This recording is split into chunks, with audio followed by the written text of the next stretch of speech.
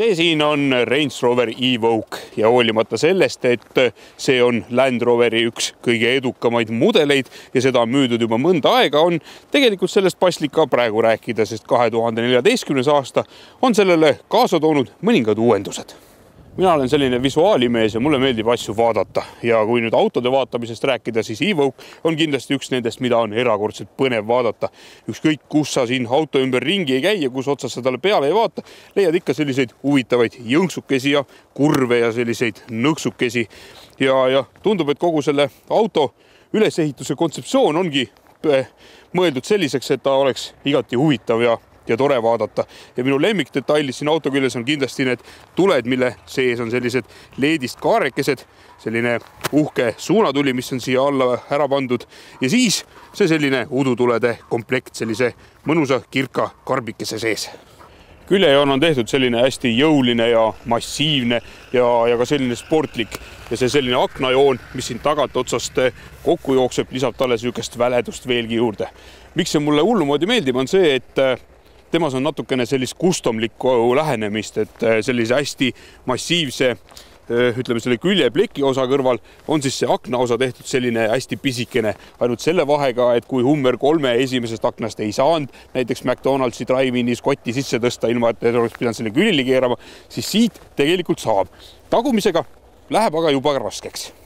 Ja tagumise otsale paneb punkti selline kuri tagatuli, mis on siia selle suurte massiivsete pamprite sisse ehitatud. Ja vot selline niisama lihtne ongi. Ja siin on küljes kohe ka selline sportlik antitiib, millel on siis väike keelekene juurde pandud, mis tuleb kaasa ühe paketiga, millest ma teile ka kohe räägin. Aga kui see auto nüüd tagant lahti teha, siis vaatab siit vastu pagasiruum, millel on 575 liitrit asjade panemiseks jäetud ja kui istmed alla lasta, mahub siia üle 1400 liitri. Aga seda autot on saada ka kupee variandina, mis siis tähendab seda, et on 3-ukseline ja sellisel juhul tuleb muidugi arvestada sellega, et panipaikadeks või õigemini asjade ärapanemiseks on jäänud natukene vähem ruumi. Hoolimata sellest, et see auto niisamagi äge välja näeb, põeb ta veel sellist 3100 eurost haigust nimega Black Design Back, mis siis annab talle omakorda musta värvi Range Roveri kirjad siia ette, siis musta sisuga tuled, siis annab siia alla 20-tollised musta värvi valuväljed, siia lõppu selle keelekese, mida ma juba enne mainisin, ja summuti otsad on samuti musta värvi. Nii et välja tuleb selline uhke ja natukene ülbe välimusega auto. Mootorijutt on sama lihtne nagu see kapotialune. Siia on saada 2,2 liitrist diislit, ühel 150 hobujõudu ja teisel 190 ja siis on saada 2 liitrist bensukat, millel 240 hobujõudu. Ja nii lihtne ongi. Kusjuures kütusekulu hakkab pihta juba 4,9 liitrist 100-le. Hoolimata sellest, et see auto jätab väljas suhteliselt väikese mulje, on siin sees ruumi esinduslikult. Ma mahun enda taha ja kaameramees laasi taha ilusasti istuma ja ka pea ei lähe kuskile vastu lage ka, isegi sellisel juhul, kui siin on see suur panoraamaken, sest tavaliselt kui on panoraamaken, siis kuhugi tuleb ju kogu see kattev kangas kerida ja see mõnes autos jääb siia pead natukene häirima, aga siin selliseid muresid ei ole. Siit auto seest vaatavad vastu sellised materjalid, nagu sellise hinnaskaala autolt ka oodata võib. Siin on sellised kihtid pehmed materjalid, mis on sellise mõnusa tekstuuriga ja vahele on pandud siis sellist alumiiniumi liistu ja kogu see kupatus näeb tegelikult väga kiht välja. Siin keskel on siis selline infopaneel, kus siis saab kõike vajalikke sätungeid muuta, mida vaja muuta on. Ja siin on ka olemas siis selline navisüsteem, mis tegelikult näitab ära peaaegu kõik, kuhu vaja sõita on, et tõenäoliselt mingisuguseid pisemaid teid siin veel ei ole. Aga me ei ole need kõik asju siit väga nii palju leidnud ka. Kui nüüd siia allapoole tulla, siis vaatab siit vastu see nii-öelda kliimakonsool koos siis vanakooli plaadimasinaga, kuhu saab ka plaadi sisse panna ja lisaks muudele lahendustele USB-dele kuulata ka sellist hea kvaliteediga muusikat, kui te originaalplaadi olete endale poest ostnud. Siis on olemas siin käiguvahetuse nupp nii-öelda, kus siis on võimalik keerata endale sobiv käik ja loomulikult on siin keskkonsoolis ka siis olemas üks selline tagurduskaamera. Ja kui nüüd natukene veel allapoole tulla, siis on siin resiimide valik. See konkreetne auto nüüd ei muuda küll vedrustuse kõrgust, aga sellegi poolest saate valida siit siis nii-öelda selle tavalise resiimi. Siis on lumehelbekesega on niisugune talveresiim, mis siis tähendab seda, et ta hoiab ennast sellisele libedale teele sobilikus seades.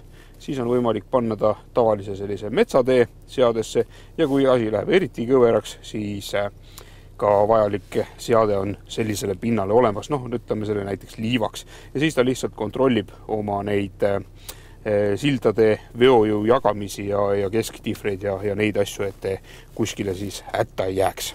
Kellad on ilusad ja minu meelest lahendatud väga kihvtilt. Selline tavapärane kell on siis mõlemal pool, ühel pool tahomeeter, teisel pool spidomeeter ja keskel on siis selline display ilus värviline, mis siis näitab sulle kütusekulu, temperatuure ja millele pääsed siis roolil olevate nuppudega ligi igasugustele järjekordsetele seadetele, kus siis saad paika panna ja vaadata oma keskmisi kulusid ja teha muid seadeid, mida siin auto juures teha vaja on. All on siis 3 selliste näidikut, mis siis näitavad sõidu ajal rohelise, punase ja erinevate toonidega siis ütleme selliste optimaalset sõitmise asja, et kui te gaasi põhja vajutate, siis see esimene osa läheb seal ilusasti punaseks ja muul ajal hoiab seda rohelist ja pidurdusega samamoodi, nii et sealt saate siis oma sõidustiili nii-öelda jälgida. Rool on iseenesest mõnus, pisikene ja sellest saab ilusasti kinni hoida. Siin on need kõrvad ka, millega saate käiku vahetada ja kõik nupud siis vastavate asjade juhtimiseks. Küll aga on see kuju minu meelest natukene selline kontekstiväline, et kui see ülejäänud on kõik selline voolav ja lahe, siis see on nagu selline, et oleks mingisuguse järsu kohalt tõmbega selle rooli kuidagi enda poole ära tõmmanud, et siuke veider kuju on, aga see võib-olla tundub ainult mulle sellisena. Kui nüüd sisust veel rääkida, siis istmed on sportlikud ja väga mugavad ja selle uuenduse käigus on tekkinud siia salongi valikusse ka palju erinevaid värvitoone. Veojõuskeemidega on selline lugu, et neid on saada 3. Üks nendest kõige lihtsam variant on siis ainult esiveoline. Siis on saada seda nii-öelda tavalist 4-veolist, mis siis tähendab seda, et kui ta kohalt ära läheb, siis on ta 50-50 veojõuga, esisild 50, tagasild 50 ja tee peal siis vastavalt olukorrale ta ise reguleerib, kui palju kuhu mida keerab ja kui vaja, siis reguleerib natukene ka selle kesktihvriga.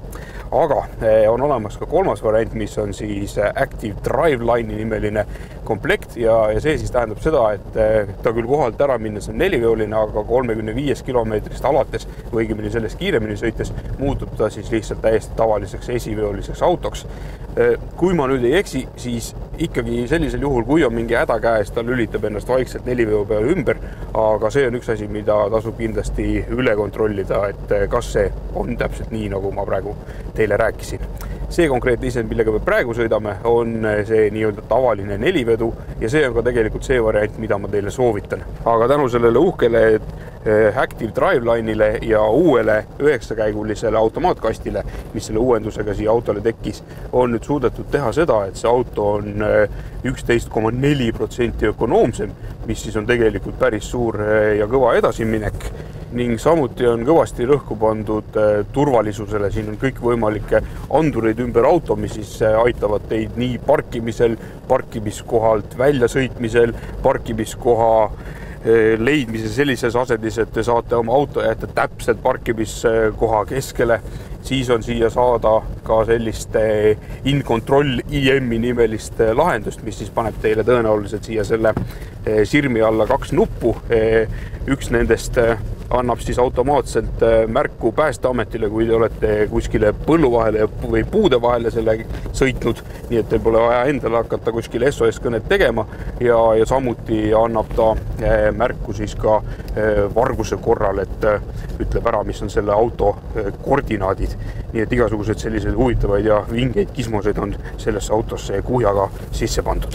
Selle uue 9-käigulise käigukastiga on nüüd selline lugu, et sellest ma ei oska väga palju rääkida. Ma olen küll sõitnud selle eelmise mudeliga, millel oli minu meelest 7-käiguline käigukast ja ka toona ei saanud sellele midagi ette heita. Vahetas käike väga valutult ja mingit sellist jõnksutamist tunda ei olnud. Arusaadavalt on see 9-käiguline nüüd veelgi selline sujuvam ja aitab ka loomulikult ökonoomsusele kaasa. Nii et kui juba arendada, siis miks mitte ja automaat 9-käiguline on kindlasti palju parem lahendus kui 9-käiguline manuaalkast. Range Rover Evoque'i hinnad hakkavad pihta 34 990 eurost ja lähevad siis sinna kaugele 60 peale ära, nii palju, kui te seda varustust endale siia sisse tahate panna. See konkreetne isend, milles me täna oleme, maksab natukene üle 60, nii et siis teate selle järgi umbes arvestada. Mis ma selle auto kohta oskan öelda? See näeb väga kiht välja, sellega on väga kiht sõita ja hoolimata sellest, et tema väljanägemine on võib-olla selline natukene peenekoelisem või selline aristokraatlikum, siis on selle autoga sõita tegelikult tummine, et kui sa siin sees istud ja sellest roolist kinni hoiad, siis see auto käitub tee peal nagu selline igavesti suur ja võimas auto ja püsib ilusasti teel. Nii et see sõidukogemus on kindlasti üks asi, mida tasuks liigitada siin plusside poole peale.